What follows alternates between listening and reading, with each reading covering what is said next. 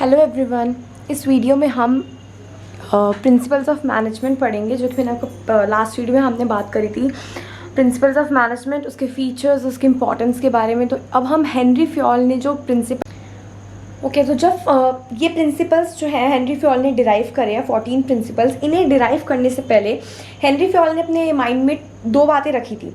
First बात क्या थी? The list of the principles of management should not be long but should be suggestive and only those principles should be explain which became applicable in most of the situations.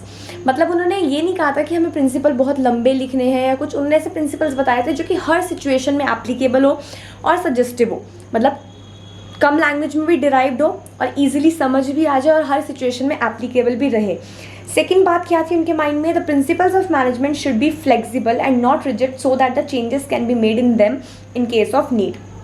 जैसे मैंने आपको बताया, उन्होंने principles ऐसे derive करे थे कि वो हर सिचुएशन में एप्लीकेबल हो जाए। तो प्रिंसिपल्स उन्होंने ऐसे रखे कि वो फ्लेक्सिबल हो, रिजिड प्रिंसिपल्स उन्होंने नहीं बनाए। फ्लेक्सिबल मीन्स जैसे अगर किसी सिचुएशन में उस प्रिंसिपल को हमें थोड़ा कम यूज़ करना है तो हम उसे थोड़ा कम यूज़ कर लें, अगर किसी में हमें उसे ज़्यादा यूज़ करना है उस प्रिंसिपल को, तो मतलब दे आर ईजिली फ्लेक्सिबल हो, they can easily B use in any situation. Okay, तो जो 14 प्रिंसिपल्स हैं उन्हें हम एक एक करके पढ़ते हैं। अब the first one is division of work. इस प्रिंसिपल के अकॉर्डिंग क्या है? The whole work should be divided into small parts and each individual should be assigned only one part of the work according to his ability and taste repeatedly so that the benefits of specialization may be achieved. Division of work means, जैसे आपको नाम से ही पता चल रहा होगा, work को divide करना।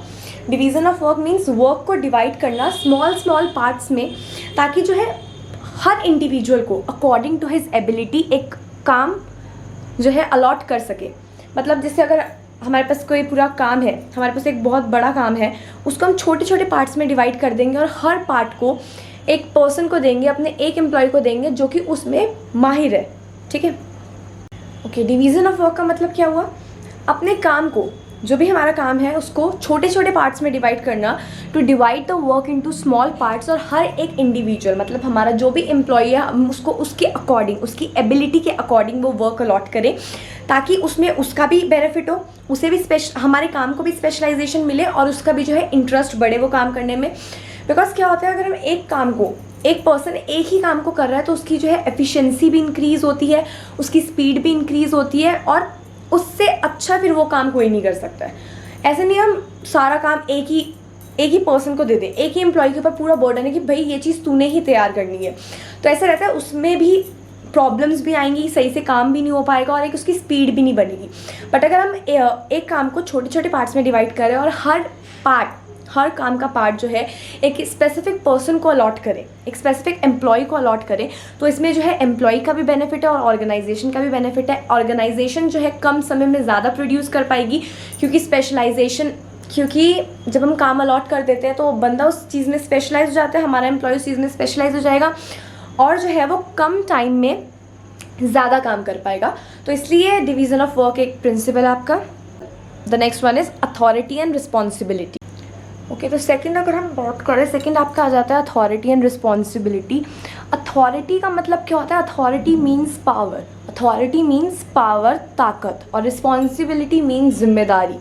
ठीक है, अगर हम किसी पर्सन को, when a particular work is given to particular individual and he is made responsible for the results, this can be possible only if he is given sufficient authority. जब हम एक पर्टिकुलर काम एक पर्टिकुलर इंडिविजुअल को दे रहे हैं और उसे रिस्पॉन्सिबल बता रहे हैं, मतलब उसकी जिम्मेदारी है वो काम कंप्लीट करना, तो ऐसे हम किसी को जिम्मेदार नहीं बता सकते हैं, हमें उसे कुछ पावर देनी पड़ेगी ताकि वो काम जो है स्मूथली कर पाए। ठीक है, ऐसा नहीं है वो ज़रा सी बात पूछने के लिए अपने मैनेजर के पास जा रहा है, हायर अथॉरिटी के पास जा रहा है, नहीं, उसके पास कुछ अथॉरिटी होनी चाहिए। अगर हम किसी एम्प्लॉय को कुछ काम दे रहे हैं, अगर हम उसे कुछ जिम्मेदारी दे रहे हैं, रिस्पॉन्सिबिलिटी दे रहे हैं, तो हम अब उसके साथ साथ उसे कुछ पावर भी देंगे, उसे अथॉरिटी भी देंगे, ताकि वो उस काम को जो है स्मूथली और एफिशिएंटली कर पाए। तो अगर हम अपने एम्प्लॉय को कुछ रिस्पॉन्सिबिलिटी दे रहे हैं तो उसके साथ हम उसे कुछ पावर्स भी देंगे उस काम को डिस्चार्ज करने के लिए, उस वर्क को डिस्चार्ज करने के लिए। तो अथॉरिटी और रिस्पॉन्सिबिलिटी है जो है वो साथ साथ चलती है। अगर किसी के पास कुछ पावर है, अगर मैनेजर के पास कुछ पावर है, तो वो उस चीज़ के लिए रिस्पॉन्सिबल भी रहेगा। ठीक है, अगर उसके पास पावर है ना, तो वो उसके रिजल्ट्स के लिए जो है रिस्पॉन्सिबल भी रहेगा। अगर हम किसी को कुछ रिस्पॉन्सिबिलिटी देते हैं तो उसके साथ साथ हमें उससे कुछ पावर भी देनी पड़ती है। ओके, इसके बाद थर्ड आ जाता है आपका fundamental principle of management which is discipline. Organisational rules and employment agreement should be obeyed by both the superiors and subordinates. Discipline means, discipline तो आप सब जानते हैं, जो भी ऑर्गेनाइजेशन के रूल्स हैं, जो भी एम्प्लॉयमेंट का एग्रीमेंट है, उसे दोनों ही फॉलो करें। कौन दोनों? Superiors which means managers and subordinates which means employees. दोनों को ही जो है ऑर्गेनाइजेशन में एक डिसिप्लिन एनवायरनमेंट मेंटेन रखना चाहिए। तो वही एक आपका ये प्रिंसिपल हो गया डिसिप्लिन। ऑर्गेनाइजेशन में अगर डिसिप्लिन रहता है तो उस ऑर्गेनाइजेशन की रेपुटेशन भी ज़्यादा अच्छी रहती है और एम्प्लॉयज़ भी जो है एफिशिएंटली काम कर पाते हैं और एफिशिएंसी इंक्रीज़ होती है एम्प्लॉयज़ की। Okay, the fourth principle of management given by Henry Fayol is unity of command. Unity of command क्या कहता है? One boss over one employee. Unity of command क्या कहता है? An individual employee should receive orders from only one superior at a time and that employee should be answerable only to that superior. जब एक employ कुछ काम कर रहा है तो वो सिर्फ एक मैनेजर से ही ऑर्डर्स लेने के लिए रिस्पॉन्सिबल होना चाहिए और उसी मैनेजर को जो है वो मतलब उसी मैनेजर को वो रिजल्ट देने के लिए रिस्पॉन्सिबल होना चाहिए। उसे एक ही मैनेजर जो है क्या करे? ऑर्डर दे और वो सिर्फ उसी मैनेजर को जो है रिस्पॉन्स दे। ठीक है, unity of command means one boss over one employee. एक एम्प्लॉय के ऊपर बस एक ही बॉस होना चाहिए, वो किसी दो इंडिविजुअल बॉसेस से जो है ऑर्डर्स रिसीव ना कर रहा हो, क्योंकि इससे क्या होगा? कॉन्फ्लिक्ट्स होंगे, प्रॉब्लम्स क्रिएट होंगी, एम्प्लॉय कंफ्यूज रहेगा कि मैं कौन से मैनेजर को रिपोर्ट करूँ, कौन से मैनेजर की पहले बात मानूँ, है ना। तो क्योंकि ऐसा हो सकता है कि मैनेजर्स डिफरेंट डायरेक्शंस दे रहे हो, उसे नए नए आइडियाज़ दे रहे हो काम करने के लिए, तो जो है कॉन्फ्लिक्ट्स हो सकते हैं।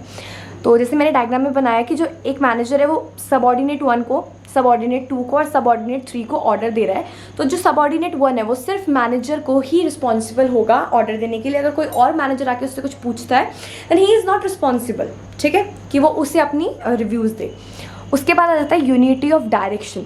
Unity of direction is similar to unity of command. Unity of command में होता है one boss over one employee, तो यूनिटी ऑफ डायरेक्शन में होता है one head over one plan. Means पूरे एक प्लान को सिर्फ एक पर्सन ही जो है वो गवर्न कर रहा हो। ओके, तो यूनिटी ऑफ डायरेक्शन क्या हुआ? Unity of direction is one head over one plan. Means पूरे एक प्लान के ऊपर सिर्फ एक बॉस होना चाहिए। यूनिटी ऑफ कमांड क्या था? यूनिटी ऑफ कमांड मीन्स एक एम्प्लॉय को सिर्फ एक बॉस से कमांड मिलनी चाहिए। तो यूनिटी ऑफ डायरेक्शन क्या है? एक प्लान में सिर्फ एक ही हेड होना चाहिए। मतलब अगर एक प्लान के ऊपर कोई दो पर्सन्स रिपोर्ट कर रहे हैं, कोई दो पर्सन्स डायरेक्शंस दे रहे हैं, तो वो काम पॉसिबल नहीं हो पाएगा। एक प्लान के ऊपर सिर्फ एक हेड होना चाहिए, सिर्फ एक बॉस होना चाहिए। फॉर एग्जाम्पल, एक ऑटोमोबाइल कंपनी है, ठीक है, जो कि दो प्रोडक्ट्स मैन्युफैक्चर कर रही है। एक स्कूटर्स हो गया, एक कार्स हो गया। अब स्कूटर्स की अपनी सेल होगी, अपने लॉसेज होंगे, अपने प्रॉफिट्स होंगे। कार की अपनी सेल होगी, अपने प्रॉफिट्स होंगे, अपने लॉसेज होंगे, है ना। तो कार का जो डिपार्टमेंट है वो अलग हो गया, स्कूटर का जो डिपार्टमेंट है वो अलग हो गया। तो इन दो डिपार्टमेंट्स के लिए अलग अलग बॉसेस होने चाहिए। एक प्लान के ऊपर मीन्स स्कूटर के ऊपर एक अलग बॉस होना चाहिए और जो कार का डिपार्टमेंट है उसके ऊपर एक अलग बॉस होना चाहिए। तो one head over one plan. I hope आपको दोनों में डिफरेंस समझ आया हो। यूनिटी ऑफ कमांड में क्या है? एक एम्प्लॉय के ऊपर एक बॉस होना चाहिए, और यूनिटी ऑफ डायरेक्शन में क्या है? एक प्लान के ऊपर, एक पूरे प्लान के ऊपर, एक पूरे डिवीजन के ऊपर एक बॉस होना चाहिए। इसके जो बाकी के प्रिंसिपल्स हैं हम नेक्स्ट वीडियो में डिस्कस करेंगे। पार्ट 2 आएगा इसका, प्रिंसिपल्स ऑफ मैनेजमेंट का, ठीक है। Okay, till then thank you.